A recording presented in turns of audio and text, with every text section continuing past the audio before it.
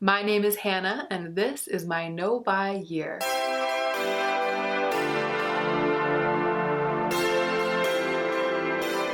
It's time to shop my stash again, and I've been dying to film this video. I feel like it's kind of close on the heels of the other one, but as much as I loved, and I did love, the things that I shopped my stash for last time, I've been getting antsy to branch out to other things in my collection, so let's do it.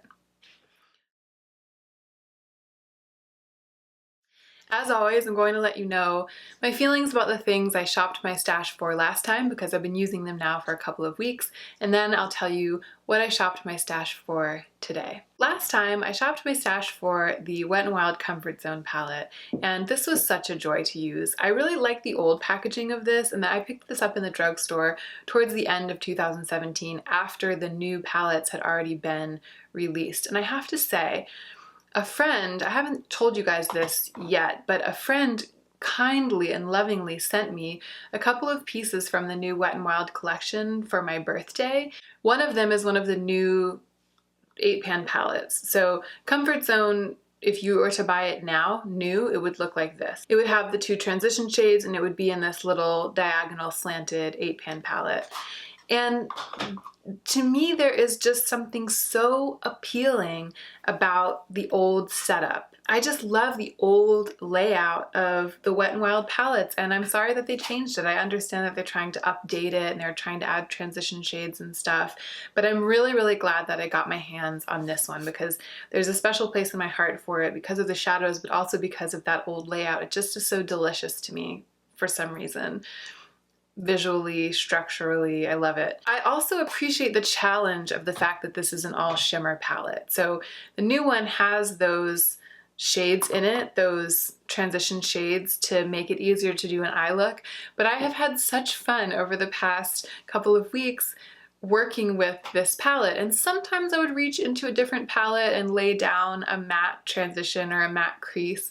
But just as frequently, if not more frequently, I just went in with these glossy, glimmery shadows and I made a semi-editorial but very wearable daytime eye. I really, really loved it. For the first week or so, I was reaching for the shadows that I almost always reach for when I use this palette, which were this sort of taupey shimmer and then this deep bronze and then this dark brown, which actually runs very, very black when you use it. It's a really, really, really cool toned black brown. That's how it blends out.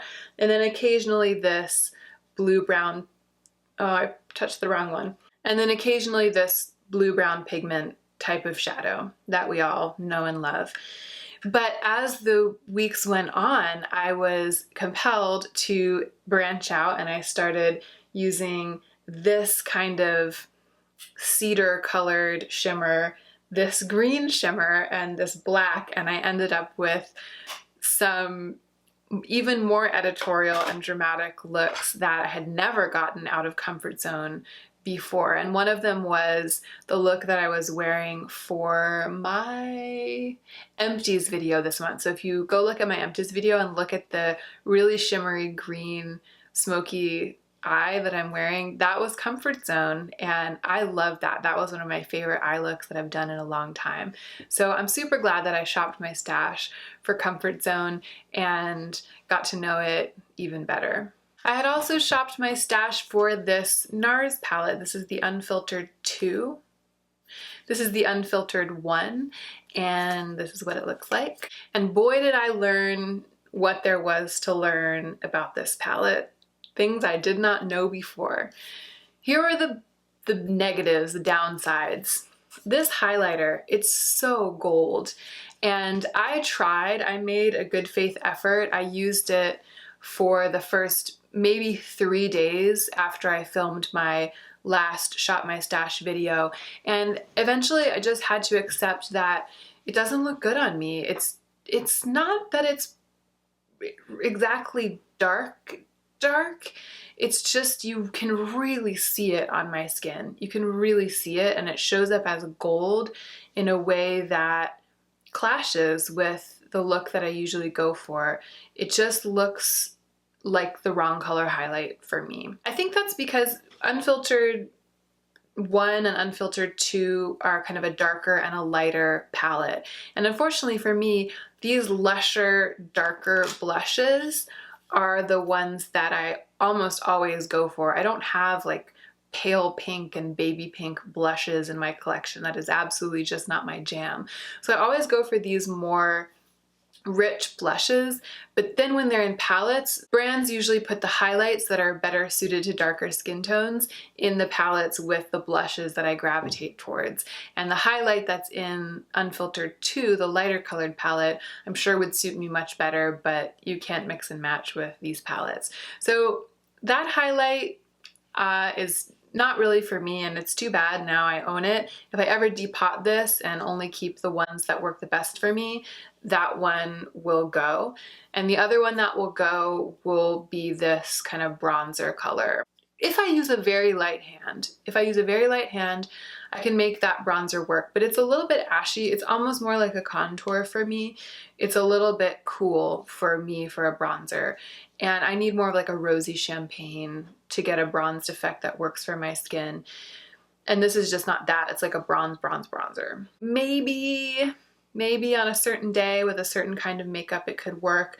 But when I watched back my last Shop My Stash video in which I was wearing that bronze color from this palette, when I turned to certain angles and the light hit at certain angles, it really looked dirty. It had that like smear of dirt effect on my face. And when I was editing the footage, I was like, well, gotta go real light-handed if I'm gonna make use of that. So those are the 2 things that I learned I didn't love in this palette. But the other 4 are so good, and they're all really different, and they're just 4 of the best blushes in my collection. I felt totally in love with this peachy one. I really loved blush draping with this dramatic red one. And then these 2, they're the kinds of things that I'm more likely to gravitate. And then these 2 are the kinds of colors that I'm more likely to reach for in the cooler months. And I actually knew those colors the best of anything in this palette because when I first got this palette, I was mostly using these 2 kind of plummy, wintry, frostbitten shades. Frostbitten? Windswept, you know what I mean. When you walk in the cold winter and you get like cherry cheeks and a red button nose. That's what these colors are, although they're a little bit different from each other. Yeah, obviously one is a lot more plummy and intensely colored and the other one is a little bit more on the nude side. But all 4 of those blushes are just beautiful and I'm really glad that I got better acquainted with them. I'm glad that they're in my collection. But I do have something to say about the formula, which is that when you first make contact with your cheek, it does stamp on. Like it will stamp a shape with the brush, and you then have to kind of go in and blend it out. But it blends beautifully. It just can be a little bit alarming because they're quite pigmented compared to some other blushes that go on like a whisper and build up. This more goes on like a stamp of color that blends out to something more natural and diffuse. So if you have Nars blushes or if you're considering a Nars blush, just be aware of that they might scare you at the beginning, but they're actually very well formulated. I shopped my stash for 2 lip products, the Nars Audacious Lipstick in Catherine and the Nars Velvet Matte Lip Pencil in Famous Red. And both of these I've worn in videos. You can easily find them in my Shop My Stash before. I was wearing Famous Red. I also wore Catherine in a video. But you know, Catherine is like a summery guava color and Famous Red is a really brilliant, almost cool, like fluorescent red. And they're both wonderful. They're as wonderful as I remember. I didn't really learn anything about them that I didn't know because these are 2 of my favorite products. I just got use out of them, whereas before I felt like I wasn't getting adequate use out of them. So I'm glad that I wore them a little bit more than I would have over the past couple of weeks if I hadn't had the added motivation of shopping my stash for these products. So they're just very good. This is one of the best lipstick formulas on the market, and this is one of the best lip pencil formulas in the market, if not the 2 best. They're very good. And the last thing I shopped my stash for is this eyeliner. It's a really bright gold eyeliner from Anastasia Beverly Hills that I learned is no longer sold on Sephora. And now I'm a little sad about it. It's still on the Anastasia Beverly Hills website, and I hope that they're not going to discontinue it or anything, because the formula of this is amazing. When I started using it, I was like using it and using it. It's so creamy and it's so rich and brilliant in its gold color, bright, bright white gold. It's like white gold. And I found so many uses for it. One of my favorites was to use it as an inner corner highlight, or to lay it down as an inner corner highlight and then pack another bright shadow on top of it to double the effect and give that shadow something to stick to and to really glow. I loved using it on my waterline instead of just a plain white. It has the same opening and brightening effect as a white, except that it's that white gold, so it's even more exciting. It was very smudgeable and smearable, and I often would even smudge it onto the inner half of my lid in lieu of an eyeshadow. I just found this to be very versatile, and I wouldn't be surprised if I kind of go through it a good bit over the course of the rest of the year. And this is something that I had barely touched since I bought it. Like, I really, really didn't know this product well. And now that I know it well, it almost feels indispensable to me. Like, I really, really have it in my mind and will be reaching for it more because it's such a beautiful product and I really like the creaminess. I love eye pencils that are so creamy that they're almost melting. That's kind of my preference, and that's what this is. It's a great product. Okay, let's move on to the things that I shopped my stash for this time. It's a small collection. It's just 1, 2, 3, 4, 5. It's the same size as the things I picked out last time. It's 5 things, but 4 of them have a twin, meaning that I picked out 2 of the same type of product twice. You'll see what I mean. We'll start with the eyeshadow palette. I shopped my stash for the Anastasia Beverly Hills Modern Renaissance palette, an oldie but a goodie. I think of myself as someone who's not super into this palette because I'm not as in love with warm toned looks as everybody else on the planet of beauty apparently is. I enjoy them, but I never felt like they were the be-all end-all. I just did not get totally sucked in by that trend. So I actually waffled for a long time about whether or not I wanted this palette, and I think I ended up buying it because the formula was so legendary and because it did diversify my collection in terms of color, because I don't normally gravitate towards these kinds of things. So I had a little bit of reservation when I got it because I was like, I'm not dying over these colors, but there actually were some colors that I was dying over, and they were golden ochre. I remember I didn't have anything like that when I bought this, and that was kind of what drove me to get it. I was like, I really want kind of an ochre shadow in my collection.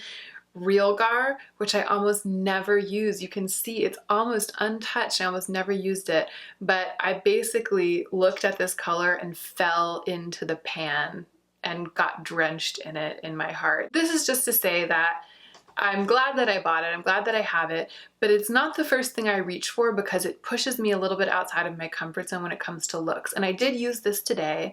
I actually filmed a chit-chat get ready with me, or tried. We'll see how that footage turned out. But I'm wearing what is very obviously a modern Renaissance look on my eyes today. And so it's not that it looks bad on me. It's not that I can't appreciate it. It's just that it's not my obsession.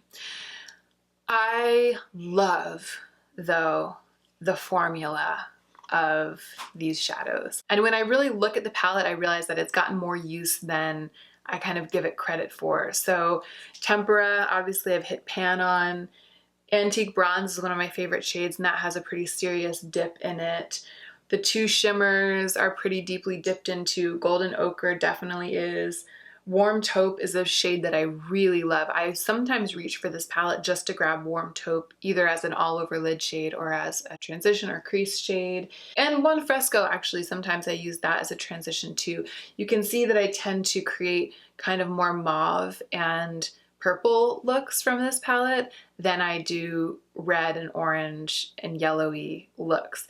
So I shopped my stash for this because I want to start making dents in those other shadows, the ones that I don't tend to gravitate towards. Love Letter, Venetian Red, Red Ochre, Real Gar, Burnt Orange, those ones that I just don't know as well. And also I've been like craving that formula. Maybe after using Comfort Zone, which is like, they are also very rich and powdery and wonderful, but they're so shimmery that it's like shimmer, shimmer everywhere. I was craving like the most fluffy, pigmented, drop of a hat mattes that I have in my collection, and that's Modern Renaissance. I shopped my stash for these two blushes. This is a brand that I have never heard talked about on YouTube.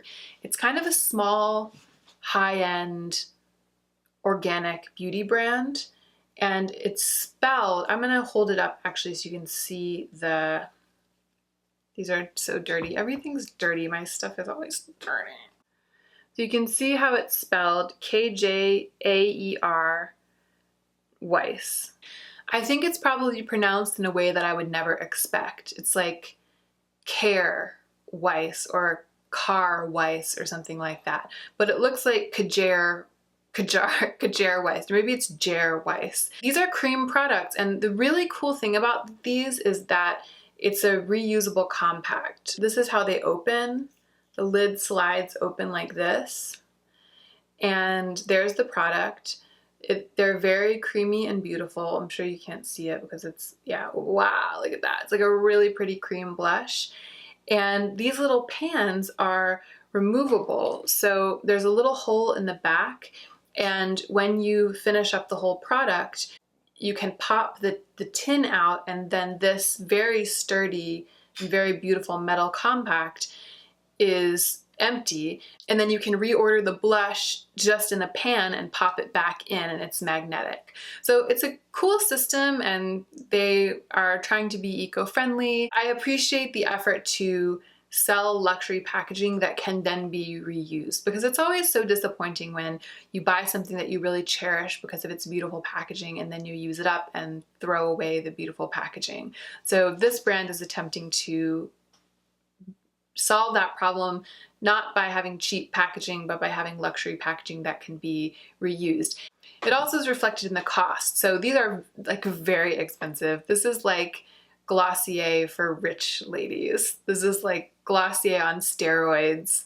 That's kind of the general gist of the brand. It's like a lot of glowy, fresh cream products, a lot of minimal beauty products, but it's like this. And these blushes, I believe, cost $52. I got these a long time ago. This was like way at the beginning of my makeup journey. And they cost, I think, $52, but I think that the replacement pans are half that, like 30, 25, something like that. So that's cool. It's just cool. I just wanted to share about this brand because I don't even remember. I think I discovered them from reading Into the Gloss. I can't remember how I came across it, but I fell in love with their marketing. I really fell for it. And they ended up with these blushes. So this one's called Precious. That's the one I just swatched. And this one, and actually you can see that I hit pan on it, it's called Desired Glow. And this blush was actually wow, I really dug into that with that swatch. It's everywhere. It's gonna be everywhere. This blush was finger painting. This blush was a repurchase. This was back when I pretty much only had one blush, and I purchased Desired Glow and I used it all up, and then I purchased the little replacement tin and I popped it into that container. So I was all in for Kjaer Weiss back in the day before I discovered YouTube. So we all know what happened. I discovered YouTube, I got 1,000 blushes, and I haven't touched these in well over a year, if not 2 years. So I dug them out of the bottom of my drawer, and they're beautiful metal compacts, and I shopped my stash for them, and I'm going to revisit them over the next couple of weeks and see what they're like. I'm curious because with what I now know about makeup and with what I now know about how products work on my skin, I think I'll be able to assess them a lot better than I was able to back when I used to wear them all the time. And then the last thing I shot my stash for were these two Colourpop lip glosses. I've been wearing lip gloss more lately. I think a lot of us are, partly because we're going into summer, but also just because it's trending. This is weird, but I used to think that lip gloss didn't look good on me because I don't have very full or plump lips. And I used to kind of feel like it would get everywhere and it would be messy, or it would look like a little bit gross on me. I don't know.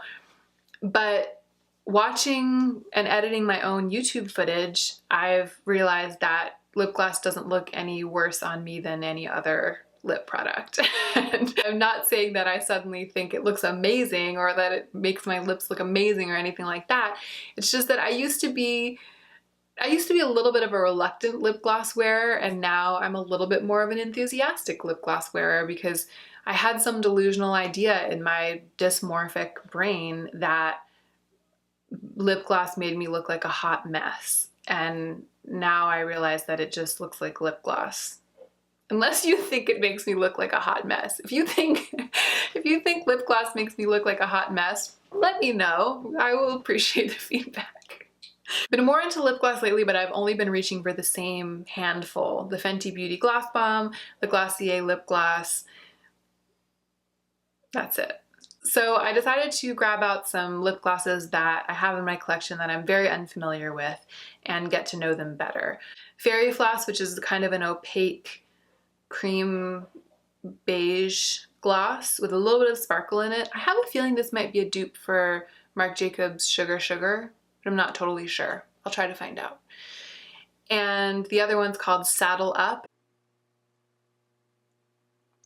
So that's what it looks like freshly applied. And as you can see, freshly applied, it is quite pigmented. I would like to get to know these two products better. I'm particularly intrigued by Fairy Floss because historically opaque glosses that are lighter than the natural color of my lips don't seem to wear well on me or sit well on me, but I also am not sure if that's just in my head because everyone seems to love those kinds of things, those kind of like washed out lips glosses. And I actually think the color looks good, it looks beautiful, but when you look close up at my lips, it looks a little funny. So my goal is to find out if that's actually true of this gloss or if that's something that I kind of made up. Because you know how we sometimes will get it in our heads that a certain product looks a certain way? Like I was saying about lip gloss, like we have these delusions about what does and what doesn't work for us. And sometimes they can get really entrenched. And if you'll just go back and relax and experiment and try the thing out again and try it in a different way, you find out that actually the thing looks great on you or doesn't look any worse than any makeup. You know, like you just find out that it does what it's supposed to do and it looks the same on you as it does on everyone. And if you like it on them, then you like it on you. I'm just trying to get back into that gig with these glosses because both of them have been swept aside and replaced by other things that I imagine work better.